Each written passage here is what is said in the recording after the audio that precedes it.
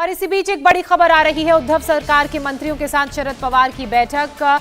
पवार की जो बैठक है, अगर उसकी बात की जाए तो बाला साहब थोराट, अजीत पवार भी इस बैठक में मौजूद हैं और बड़ी महत्वपूर्ण अमित ये बैठक बताई जा रही है। शरद पवार की अगर बात करें तो अब से कुछ ही देर पहले उन्होंने महाराष्ट्र के गृह मंत्री से फोन पर बात की थी और ये भी खबरें सामने आ रही थी कि इस बैठक में राज ठाकरे को लेकर भी बात होगी। जो धाराएं उनके ऊपर लगाई गई हैं उसको लेकर, उनकी गिरफ्तारी को लेकर। देखिए, यहाँ पर जो बातचीत होगी, अब सबसे बड़ी दिक्कत है कि महाविकास अघाड़ी सरकार को समझ में बात आ रही है कि लाउडस्पीकर का विवाद जो उन्होंने बहुत हल्के में लिया था और जो एक दो भाइयों के बीच का टसल था वो रहा नहीं है। ये एक बहुत बड़ा राजनीतिक मुद्दा बन चुका है और अगर ये मुद्दा और गर्माता रहा और राज ठाकरे जिस तरह से इसको लेकर जा रहे हैं तो ऐसे में महाविकास अघाड़ी सरकार की जो नींव है वो हिल जाएगी और उनको आने वाले चुनाव में इसका खामियाजा भुगतना पड़ेगा।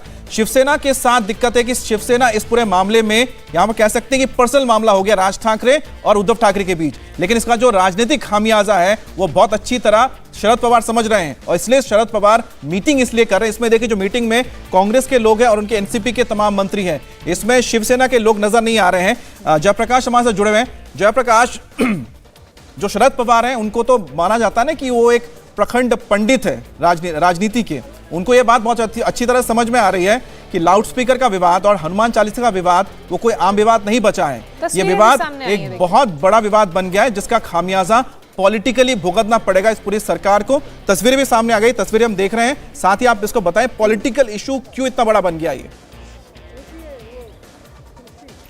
देखिए, अगर हम बात करें शिवसेना, कांग्रेस पार्टी और राष्ट्रवादी कांग्रेस पार्टी की पूरे महाराष्ट्र में स्ट्रेंथ की, तो करीब 64% से ज्यादा इनकी स्ट्रेंथ है। अगर ये तीनों पार्टियां मिलकर जहां भी चुनाव लड़ती हैं वहां पर, भले वो महानगर पालिका हो, नगर निगम हो, जिला पंचायत हो, जिला परिषद हो या ग्राम पंचायत हो, वहां पर इनको जीत मिलती है। और अब तक के जो आंकड़े बता रहे हैं पिछले 2.5 साल के, वो यही बता रहे हैं कि जहां पर भी ये तीनों पार्टियां मिलकर चुनाव लड़ी वहां पर इनकी जीत हुई। लेकिन भारतीय जनता पार्टी सबसे बड़ी पार्टी है महाराष्ट्र की, इसमें कोई शक नहीं है, कोई डाउट नहीं है। 122 सीटें हैं बीजेपी के पास, लेकिन बीजेपी के पास सबसे बड़ी दिक्कत यह थी कि जो मराठी वोट बैंक है, खास तौर पर जो छत्रप मराठा वोट बैंक है, ओबीसी वोट बैंक है, दलित वोट बैंक है, वो अपने पाले में उन्हें लाना बहुत जरूरी था। जिस तरीके से राज ठाकरे और नवनीत राणा, ये इन दो धड़ों ने हिंदुत्व का मुद्दा उठाया, राम मंदिर और हनुमान चालीसा का मुद्दा उठाया, ये कहीं ना कहीं राज ठाकरे की पार्टी को जागृत कर चुका है। उनका जो कैडर है वो जाग गया है और पूरे महाराष्ट्र में कैडर अलग तरीके से आंदोलन कर रहा है। ये बात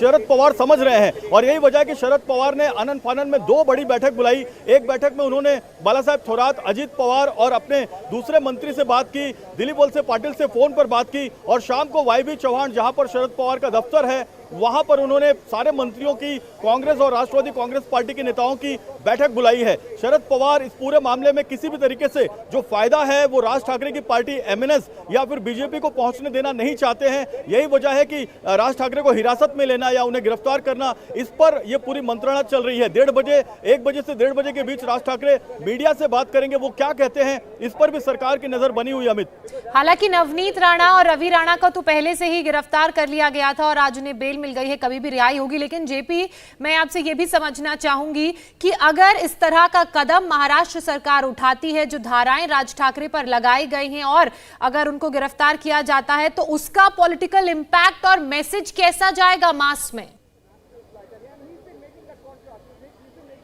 देखिए, यहाँ शोर बहुत ज्यादा होने की वजह से आवाज थोड़ी कम आ रही है, लेकिन जितना मैं समझ पा रहा हूँ महाराष्ट्र में जो पॉलिटिकल इवैल्यूएशन है वो पूरी तरह से अब कहीं ना कहीं एमवीए सरकार को खिंचता हुआ नजर आ रहा है। पहले बीजेपी अकेली थी, लेकिन अब बीजेपी जो है उसके साथ एमएनएस मिल चुकी है, क्योंकि विचारधारा एक ही है। और दूसरी महत्वपूर्ण बात यह है कि राणा दंपत्ति जो इंडिपेंडेंट एमपी हैं, इंडिपेंडेंट एमएलए हैं, वो भी कहीं ना कहीं बीजेपी के विचारधारा के साथ जो है वो सुर से सुर मिला रहे हैं। और यही सबसे बड़ी दिक्कत और समस्या है, ये शरद पवार जानते हैं और यही वजह से शरद पवार खुद इस पूरे मामले में जो है वो लीड कर रहे हैं। जेपी, और यही चुनौतियां रहने वाली हैं महाराष्ट्र की सरकार के लिए, चाहे आगे हम इलेक्शंस की बात करें, चुनाव की बात करें या स्टेट इलेक्शंस की बात करें। बहरहाल जेपी, बहुत शुक्रिया आपका तमाम जानकारी के लिए।